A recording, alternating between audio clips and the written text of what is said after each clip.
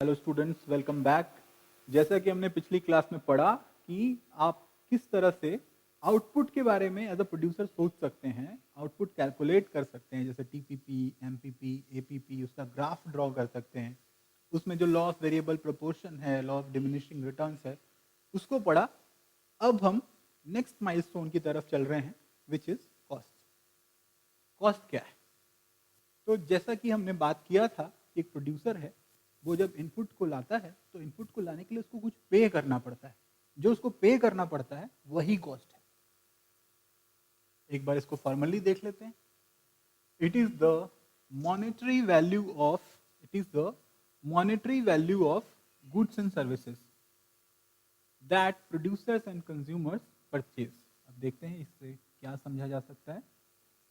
यहां कह रहे हैं मॉनेटरी वैल्यू, राइट। फिर हमने दो तरह की बात की, तो ये है हमारा कॉस्ट। इसके बाद हमने बात की एक्सप्लिसिट कॉस्ट, जो हम अकाउंटेंसी में ऑलरेडी पढ़ चुके होंगे अभी, जिस तरह से आपका सिलेबस चल रहा है। कि एक्सप्लिसिट कॉस्ट मतलब कि अगर आपने रॉ मटेरियल लाया, मशीनरी लाई, पर इकोनॉमिक्स में थोड़ा और आगे की सोचते हैं, थोड़ा और डीप सोचते हैं। जैसे कि लोगों को छुट्टी दे दी, अगर वो छुट्टी नहीं दी होती तो क्या होता? Opportunity cost, next best activity foregone. Opportunity cost अपन थोड़ा देखे हैं, फिर देखेंगे क्या होता है। So there are two kinds of cost, explicit and implicit cost. Explicit cost आप लोग ऑलरेडी समझते हो, जितनी तरह की चीजें अपने को खर्च करनी पड़ती हैं बिजनेस में। इम्प्लिसिट कॉस्ट इस तरह की चीजों का है, जैसे कि अगर कोई खुद अपने फर्म में काम कर रहा है तो वो कहीं और काम करता तो उसका कोई कॉस्ट होगा। अगर अपने बिल्डिंग को लगाया हुआ है तो भी उसका, अगर उसको रेंट पे चढ़ा देता तो कोई कॉस्ट होता। These kind of cost are called implicit cost. जैसा बताया, लोगों को छुट्टी दे दी, काम कर रहे होते तो उसका एक छुट्टी देने का भी एक कॉस्ट है। इस तरह की चीजों को अपन इम्प्लिसिट कॉस्ट बोलते हैं। अब हम काफी इंटरेस्टिंग दो चीजों में जा रहे हैं, क्योंकि हम अभी बहुत सारे न्यूमेरिकल भी कर रहे होंगे इस चैप्टर में। तो यहाँ आप ध्यान देते हैं, अभी तक मैंने बात की कॉस्ट क्या होता है। It's the monetary value of the things that we purchase in order to produce something, है ना। अभी एज अ प्रोड्यूसर सोच रहे हैं अपन। अब इसमें दो तरह की बात हो रही है। तो हमने जाना है, अब तक हमने जाना है कॉस्ट को। अब हम कह रहे हैं कि कॉस्ट में फिक्स्ड कॉस्ट होता है और वेरिएबल कॉस्ट होता है। Okay, fixed cost do not very directly with the level of output. जैसे जैसे हम आउटपुट बढ़ाते हैं, फिक्स्ड कॉस्ट नहीं लगाना पड़ता। मतलब एक बार जमीन खरीद लिया तो खरीद लिया, एक बार हमने मशीन ले लिया तो ले लिया, वो हम प्रोडक्शन करते रह सकते हैं उससे, है ना। सो examples, the rental cost of building, एक बार जिस चीज का रेंट दे दिया उसमें जितना मर्जी प्रोडक्शन कर लें with in a period of time. Cost of leasing or purchasing capital equipment such as plant and machinery, annual business rate charged by local authorities, municipal tax दे दिया तो दे दिया। The cost of employing full-time contracted salaried staff, cost of meeting interest payment on loans, depreciation of fixed capitals, and also the cost of business insurance। तो ऐसी चीजें जो lump sum में अपन एक बार payment कर देते हैं और कितना प्रोड्यूस कर रहे हैं उससे कोई फर्क नहीं पड़ता। We have set up the business, उसके साथ में ही वो सारी चीजें हमने खरीद ली हैं या उसके लिए अपन पे कर रहे हैं इंस्टॉलमेंट्स में, वो हमारा जाना ही है। ऐसे खर्चे जो होने ही हैं, उसका आउटपुट से लेना देना नहीं है। बट अगर हमने रॉ मटेरियल लिया और उस रॉ मटेरियल से आउटपुट निकाला, अब हम 100 टन से 200 टन जाना चाहते हैं, हमारी मशीन की कैपेसिटी है, लैंड एंड बिल्डिंग की कैपेसिटी है, पर हमको 100 टन से 200 टन जाना है तो डेफिनेटली हमको रॉ मटेरियल और लेके आना पड़ेगा, लेबर हमको और लेके आना पड़ेगा। तो ऐसी चीजें जो आउटपुट के साथ बदलती हैं, these are called variable cost. These are the cost that vary. तो इसमें एक टर्म बहुत इंपॉर्टेंट है, वैरी, या ऐसे भी वेरीज विथ आउटपुट। ये does not vary.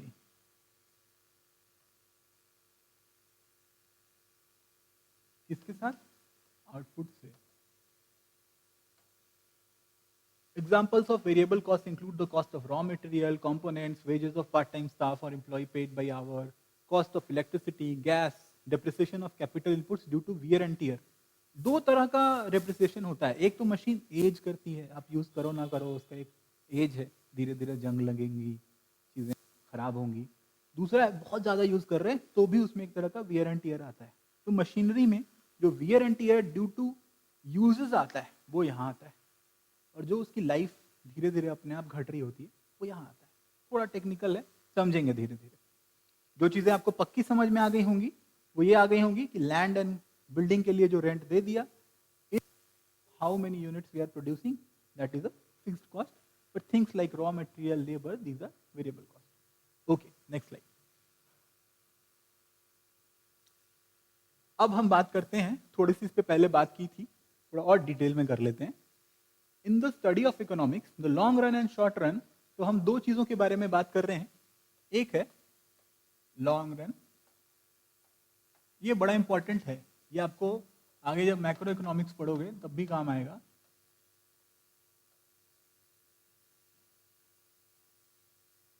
So, in the study of economics, the long run and short run don't refer to a specific period of time such as 5 years versus 3 months. Rather, they are conceptual time periods. The prime difference being flexibility and options decision makers have in a given scenario. कितनी flexibility है? तो किस चीज पे depend करता है ये depend करता है कि क्या चेंज कर सकते हैं या नहीं कर सकते. तो यहाँ पे फ्लेक्सिबिलिटी कोई एक फैक्टर को बदलने की है, एक या दो फैक्टर को, है ना, चेंज करा रहे हैं. यहाँ पे all factors can be change long run में. शॉर्ट रन में 1 और 2 factors can be change.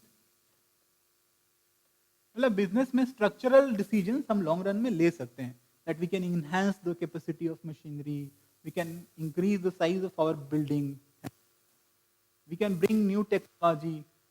But short run में एक आध कोई चीजें बदल सकते हैं, रॉ मटेरियल और ले आओ, लेबर और ले आओ, छोटे मोटे इक्विपमेंट्स और ले आओ, but we can not change the overall design. इसलिए ये शॉर्ट रन है, इसलिए ऐसा लिखा है कि it's a conceptual time period, whether your business is that flexible और नॉट, है ना. The short run is a period of time in which quantity of at least one input is fixed, at least one input, है ना, at least one input is fixed, one input is fixed, right, and quantities of other inputs can be varied. The long run is a period of time in which quantities of all input can be varied. There is no time that can be marked on the calendar to separate the short run from the long run. ऐसा नहीं कर सकते जैसे कि ये गर्दन है और ये हमारा कंधा है, यहाँ पे वो बाउंड्री है. ऐसा इकोनॉमिक्स में वो बाउंड्री नहीं खींच सकते India Pakistan type. You have to apply, you have to see the context and then you have to see कि यहाँ पे ये वाला शॉर्ट रन है, यहाँ पे ये वाला लॉन्ग रन है. तो अगर बिजनेस में इतनी फ्लेक्सिबिलिटी है तो हम डिसाइड करते हैं. तो depends on case to case scenario. So there is no fix time that can be marked on. ठीक हो गया ये. In short, the long run and short run in micro economics are entirely dependent on the number of variable और fixed inputs. इसलिए लिखा, बात की कि क्या मामला है. मामला ये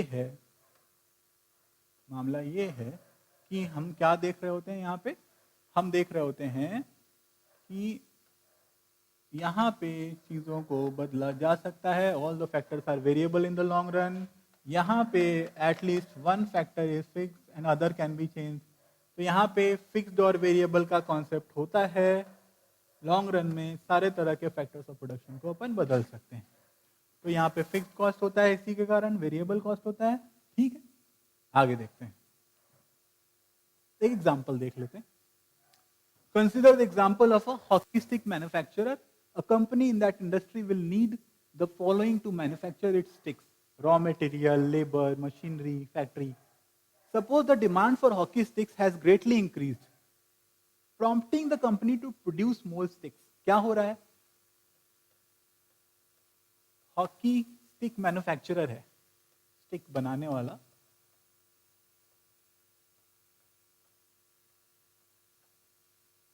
मैन्युफैक्चरर, ये व्यक्ति, ये एंटिटी यहाँ पे they see that the demand of hockey sticks has increase, hockey का demand has increase.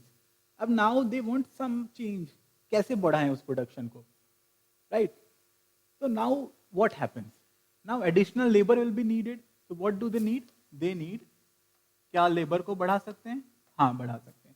But that could come from extra shift and overtime and this is a variable input. तो ये बढ़ा सकते हैं, अगर डिमांड बढ़ गई है उसके किसी प्रोडक्ट की, तो उसको सप्लाई को बढ़ाने के लिए कुछ ऐसा करना पड़ेगा जिससे कि वो सप्लाई को मीट कर पाए। Equipment on the other hand might not be a variable input. अब जो घिसने की चीजें हैं, बनाने की चीजें हैं, काटने की चीजें हैं, they might not be able to increase it in the short run। एकाएक डिमांड बढ़ी है, पता नहीं कॉन्स्टेंटली बढ़ी रहेगी या नहीं रहेगी। सो मशीन लेबर कर सकते हैं, मशीन पता नहीं अभी, है ना? तो वी कैन से मशीन में they have to take a decision, right? They have to take a decision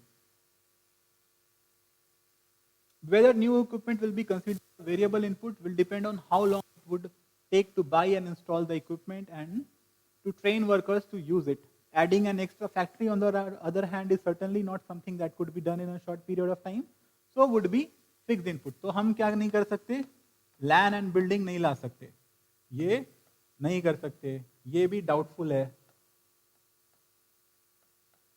doubt है। ये कर सकते हैं, कैन डू। रॉ मटेरियल ला सकते हैं क्या? रॉ मटेरियल ला सकते हैं। एक हॉकी के मैन्युफैक्चरर को अगर डिमांड ज़्यादा हो जाती है उसके प्रोडक्ट की, he can change certain things while there are certain things that he cannot change, right? तो इससे हमको पता चलता है कि उसके लिए भी कुछ रिसोर्सेज जो हैं वो फिक्स्ड रिसोर्सेज हैं, उनका कॉस्ट फिक्स है, उसको तुरंत नहीं बढ़ा सकते, जबकि कुछ चीज़ें हैं which are variable, right? So using the definition at the beginning of this article, the short run is a period in which company can increase production by adding more raw materials and more labor, but not another factory. Conversely, long run is the period in which inputs are variable, including factory space, meaning that there is no fixed factors or constraining, preventing an increase in production output. अब ये order उसको मान लो अगले साल के लिए मिलता है और पता चलता है 2-3 साल मिलने वाले, then they will plan about creating a new factory, more efficient machinery, और तब हम बोलेंगे कि सारे फैक्टर्स उन्होंने बदल दिए। तो जब सारे फैक्टर्स वैरी कर रहे हैं उस सिनेरियो में विल से कि ये लॉन्ग रन में किया उन्होंने, पर शॉर्ट रन में आप देख सकते हो सिर्फ 2 चीजें बदल पा रहे हैं, वो लेबर एंड रॉ मटेरियल। उससे वो जितना बढ़ा लेंगे, उससे वो जितना डिमांड मीट कर पाएंगे, बस। ये बहुत बार फूड प्रोड्यूसर्स के साथ होता है। एकाएक ठंड के मौसम में बहुत सारा च्यवनप्राश चाहिए, बहुत सारा शहद चाहिए, and what do you see कि अभी बहुत सारी कंपनीज जितना शहद बेच देती हैं उतना शहद होता नहीं है मार्केट में। तो इट्स अ क्लासिक केस, बहुत सारे केसेस में ऐसा आप देखोगे, केटरिंग में भी ऐसा होता है। लोग कहते हैं क्वालिटी गिर जाती है जब बहुत सारे कस्टमर्स किसी रेस्टोरेंट में आ जाते हैं, because they are not able to provide. कई बार वो वेटिंग में रखते हैं लोगों को, because they are not able to provide the goods और services to as many as people, क्योंकि उनकी कैपेसिटी उतनी ही है। तो कैपेसिटी क्यों उतनी है? क्योंकि उनके पास स्पेस उतना है, बर्तन उतने हैं, लोग उतने हैं, रॉ मटेरियल पड़ा हुआ है, but that can be increase to some extent. Labour भी 1-2 कहीं से किसी वेटर को बोलेंगे आ जाओ किचन में कुछ करेंगे, owner will himself start doing some certain things, किसी दोस्त को कर लेंगे, बट उसको भी एक लिमिट तक बढ़ा सकते हैं, है ना? तो इस पूरे एग्जाम्पल से हमने समझा फिक्स्ड कॉस्ट को, वेरिएबल कॉस्ट को, शॉर्ट रन को और लॉन्ग रन को। अब हम देखते हैं ग्राफ। देखो भाई, फिक्स्ड कॉस्ट ना सेम रहता है, क्वांटिटी कितना भी बढ़ा लो। मतलब ये मान लो यहाँ पे 10 है, फिर आप 20 करते हो, फिर आप 30 करते हो, है ना? और ये 100 रुपया कॉस्ट है। अब ये कॉस्ट 100 है, कोई चेंज नहीं, बट अब जैसे जैसे आप प्रोड्यूस कर रहे हो आपको रॉ मटेरियल ज़्यादा लग रहा है, ज़्यादा लग रहा है, तो यू विल सी कि ये जो कॉस्ट है, ये यहाँ तक तो ये टीवीसी भी 100 है, यहाँ पे टीवीसी भी 100 है, बट यहाँ पे वो 200 हो जाता है इस पॉइंट पे, राइट? 40 यूनिट्स तक आते आते इट बिकम्स 200 टीवीसी, और इसको इसके साथ ऐड कर देते हैं ये वाला गैप, तो ये टोटल कॉस्ट बन जाता है। तो TC is equal to TFC plus TVC. आपको ये समझ आ रहा होगा। तो ये तब होता है जब हम देखेंगे वो जो लॉ हमने इससे पहले पढ़ा कि कुछ रिसोर्सेस होते हैं, जैसे लेबर है। अब अगर किसी रेस्टोरेंट में हमने वेटर को बुला लिया किचन में, थोड़ी देर तक तो अच्छा काम करेगा, but he will not be equally efficient as the kitchen staff, क्योंकि उसके पास स्किल नहीं है, तो उतना तरह से काम नहीं कर रहा होगा। तो उसको लाने का जो कॉस्ट है उसमें फ्लक्चुएशन आएगा। सिमिलरली हमने किसी को बाहर से वॉलंटियर बुला लिया, उसको कुछ पे कर दिया, तो resources are not equally efficient at producing all kinds of items. They are efficient in producing one or few goods and services, है ना? इसलिए हम देखते हैं, ये जो बात मैं कह रहा हूँ ये क्यों कह रहा हूँ, क्योंकि एक ग्राफ आपके पास ऐसा है जिसमें वेरिएबल कॉस्ट जितना जितना यूनिट बढ़ रहा है उसके हिसाब से बढ़ रहा है, और ये फिक्स्ड कॉस्ट है आपका। अगेन इसको मान लो 100, और ये आपका यूनिट्स है ऐसे 10, 20, 30, 40। तो आप देख सकते हो कि यहाँ पे यूनिट्स बढ़ रहा है, फिक्स्ड कॉस्ट सेम रह रहा है, पर जितना जितना अपन कर रहे हैं उस हिसाब से वेरिएबल कॉस्ट एक कॉन्स्टेंटली बढ़ रहा है, तो टोटल कॉस्ट भी इसके अकॉर्डिंगली बढ़ रहा है। 100 यहाँ पे है, 200, 300, राइट? तो यहाँ अलग तरह से बढ़ रहा है।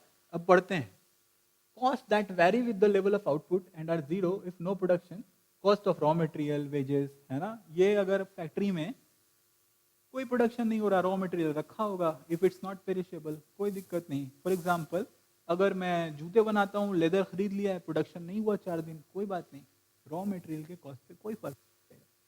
पर किसके कॉस्ट पे फर्क पड़ेगा? जो मशीनरी मैंने ली है, मैं रेंट देता हूँ या उसको खरीदा है, तो भी एक कॉस्ट इन्वॉल्व है। बिल्डिंग का रेंट देता हूँ, कुछ लोग कॉन्ट्रैक्टेड एम्प्लॉय हैं, उनको सैलरी देता हूँ, राइट? तो हम देखते हैं कि ये कैसा हो रहा है, ये मैं बताऊंगा कि किस तरह से एक खास स्केल पे ऑपरेट करने के बाद कॉस्ट में चेंजेस आते हैं।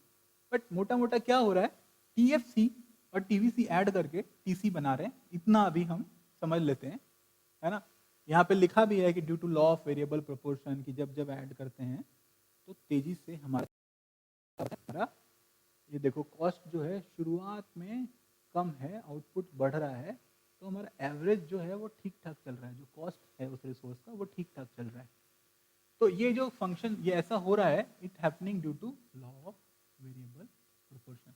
इस फेनोमेना को और एक्सप्लेन करूंगा अभी जब हम रेवेन्यू आएंगे और प्रोड्यूसर इक्विलिब्रियम में आएंगे, और एक्सप्लेन करूंगा कि प्रोड्यूसर कैसे सोच रहा होता है कि वो अपने कॉस्ट को किस पॉइंट पे जा करके, कॉस्ट और रेवेन्यू के बीच में किस पॉइंट पे जाके बैलेंस करे, है ना? बट ये पूरे स्लाइड में जो एक चीज आपको क्लियर हुई होगी, TC is equal to TFC plus TVC. TC ऐसा दिखता है या ऐसा दिखता है, टीएफसी आपका कांस्टेंट एक सीधी लाइन होती है क्योंकि डज नॉट चेंज, एक बार कर दिया तो ये कॉस्ट ऐसा ही दिखता है। तो टीएफसी इसमें ऐड हो जाता है टीवीसी के साथ और पैरेलल लाइन बनती है, यहां भी पैरेलल है, यहां भी पैरेलल है। एक ऑब्जर्वेशन हमारा ये है कि TVC and TC are parallel lines. ये क्यों पैरेलल है? क्योंकि इनके बीच का जो गैप है वो टीएफसी है, which always remains constant.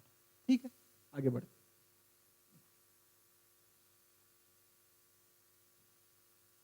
Okay, total cost is the cost of production that does not change with changes in quantity of output, पहले हो गई है। total cost is one part of total fixed cost is one part of total cost। तो TC के दो हिस्से हुए, TFC और TVC. so this is part 1, this is part 2, you can say that at any and all levels of output fixed cost is same। ये बहुत important बात है, इसको अपन थोड़ा अंडरलाइन कर लेते हैं। at any and all levels of output fixed cost is same, ये आप देख सकते हो डायग्राम से भी, है ना? और टीवीसी में फ्लक्चुएशंस आते हैं, थोड़ा कारण मैंने बताया है कि वो फ्लक्चुएशन इसलिए होता है बिकॉज रिसोर्सेज को एम्प्लॉय कर रहे हैं, पहले ज़्यादा रिटर्न मिल रहा है, बाद में कम मिल रहा है। तो आप देखोगे बाद में कॉस्ट एकदम तेजी से बढ़ रहा है। यहाँ देखो, ये जो है हमारा, ये हो रहा है लॉ ऑफ वेरिएबल प्रोपोर्शन के कारण। यहाँ इस पॉइंट के बाद मान लो ये 10, 20, 30, 40, 50, 60, 70 ये है, तो हमारा यहाँ के बाद ना यहाँ से लेकर यहाँ तक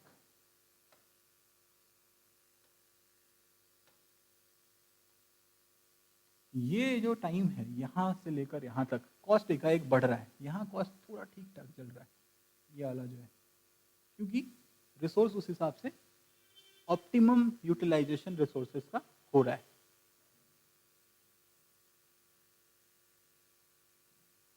अब हम देखते हैं टेबल। ये टेबल क्या कहता है? ये टेबल कहता है कि टोटल फिक्स्ड कॉस्ट है, टोटल फिक्स्ड कॉस्ट 12 है, तो ये 0 हो, 1 हो, 2 हो, 3, 4 कितना भी यूनिट ऑफ आउटपुट हो, कॉस्ट सेम होता है। जबकि टीवीसी वेरिएबल कॉस्ट बदल रहा है, 0 to 10, 10 to 16, 16 to 21, 20 to 28। तो अब देखोगे कि जितना ज़्यादा अपन कर रहे हैं प्रोड्यूस, धीरे धीरे ये वेरी करता हुआ आगे बढ़ रहा है। पहली लाइन की तरह टीएफसी एकदम स्ट्रेट है, टीवीसी में चेंजेस हैं बिकॉज ये डेटा, तो हमको क्या करना है, सिंपली ये डेटा प्लॉट कर देना है। टीसी में अपन इसको ऐड कर देते हैं, वी ऐड, राइट। ये हमारा ग्राफ था टीएफसी, टीवीसी और टीसी का। अब हम कुछ फॉर्मूले देख लेते हैं। TFC is total fix cost, TVC is total variable cost, TC is TVC plus TFC. कुछ नहीं करना है, ये फॉर्मूला याद करने की जरूरत नहीं है, कॉमन सेंस लगाएंगे and you will be able to discover ये कैसे हो रहा है। पूरी कहानी, पूरी राम कहानी जो पिछले 10 मिनट से सुना रहा हूं, उसका एक ही मकसद है कि that clear demarcation is there in your mind कि कौन सा वाला कॉस्ट फिक्स्ड कॉस्ट है, कौन सा वाला कॉस्ट वेरिएबल कॉस्ट है। Fixed cost certain level of output के साथ फिक्स्ड रहेगा, वेरिएबल कॉस्ट चेंज करेगा because of law of variable proportion. इन तो फिक्स्ड कॉस्ट जो है वो एक तरह का कॉस्ट हुआ, वेरिएबल कॉस्ट दूसरे तरह का हुआ। इन दोनों को जोड़ने के बाद टोटल कॉस्ट हुआ। उसके बाद एवरेज आप क्लास 5th 6th से पढ़ रहे हो कि भाई total by number of items, average, यहां नाम आ गया average fixed cost. Average variable cost भाई यही ऊपर। तो आपको फंडामेंटली फिक्स्ड कॉस्ट और वेरिएबल कॉस्ट ही जानना है, बाकी चीजें आप डिराइव भी कर सकते हो खुद से, को रटने की जरूरत नहीं है, मेमोराइज करने की जरूरत नहीं है। आप कॉमन सेंस से, अपने लॉजिक से ये सारे फॉर्मूले निकाल सकते हो। Marginal is rate of change, this is your rate of change. जैसा टीपीपी में किया था, टीयूएमयू में किया था, यहां भी करेंगे, right. It will tell you कि कितना चेंज आ रहा है। एवरेज टोटल कॉस्ट क्या किया, एएफसी प्लस एवीसी। तो इसी को हमने तोड़ तोड़ के देखा है। फंडामेंटल यही दो चीजें हैं, फंडामेंटल यही दो चीजें हैं। आपको जानने लायक चीज जो है वो ये है कि आप जानो कि फिक्स्ड कॉस्ट क्या होता है, वेरिएबल कॉस्ट क्या होता है। उसके बाद बाकी चीज़ें आपका दिमाग आपको खुद बतला देगा, अगर आप क्लास 5th 6th का एवरेज नहीं भूले हैं तो। क्योंकि एवरेज इसी से निकाल रहे हैं, इसी से निकाल रहे हैं, ये इसी से निकाल रहे हैं, राइट। तो इसको निकालने के दो तरीके हो सकते हैं, AC is equal to TC by N या AFC plus AVC, whichever way you want. आगे बढ़ते हैं।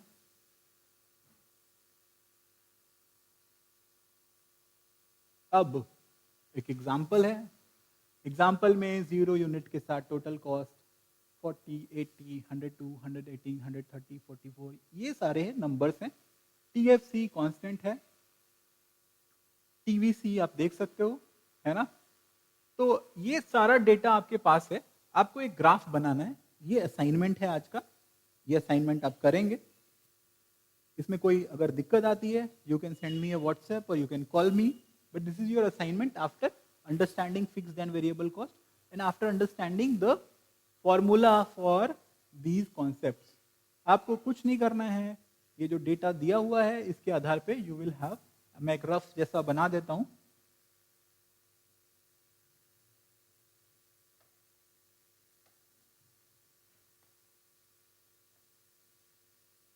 ये मान लो अपना कॉस्ट वाला साइड है और ये अपना यूनिट, आपको यहाँ पे यूनिट प्लॉट कर देना है 1 2 3 4 5 6 7 8 9 10 11 राइट। और कॉस्ट वाले साइड पे you have to place cost, जैसे कि 100 200 300 400 500 600 700 800 900 देन यू कैन, या फिर क्योंकि छोटा डेटा है तो अपन ऐसा भी ले सकते हैं कि इसको अपन 10 10 करके ले लें, 10 20 30 40 50 एंड सो ऑन, जब तक कि हमारा ये कवर नहीं हो जाता। 20 20 करके भी ले सकते हैं।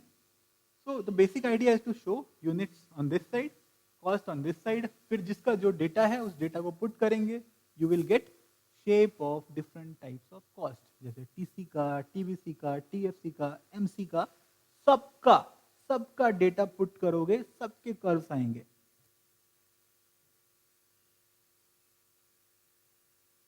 ओके जैसा मैंने आपको बोला, समझने लायक दो ही चीजें हैं इस चैप्टर में। तो आपके पास अगर फिक्स्ड कॉस्ट दिया है, ये दिया है, वेरिएबल कॉस्ट दिया है, राइट, तो हम इसको और इसको ऐड करके टीसी निकाल सकते हैं, एमसी के फॉर्मूले से एमसी निकाल सकते हैं, AVC is TVC by N, जैसे कि यहाँ पे 120 बाई 1, 180 बाई 2, 90। एटीसी भी निकाल सकते हो, एवरेज टोटल कॉस्ट। एएफसी होता तो एएफसी भी निकाल सकते थे। So this is another assignment for you, it's very easy. I hope कि आपको इसको करने में मजा आएगा। उसके बाद एक ग्राफ बना लेना। So this is all from my side. अगर कुछ चीजें आप बुक देखेंगे और आपको लगता है कि इस वीडियो में नहीं आ पाई हैं, और if there are certain doubts, we will take up in the following video. Thank you.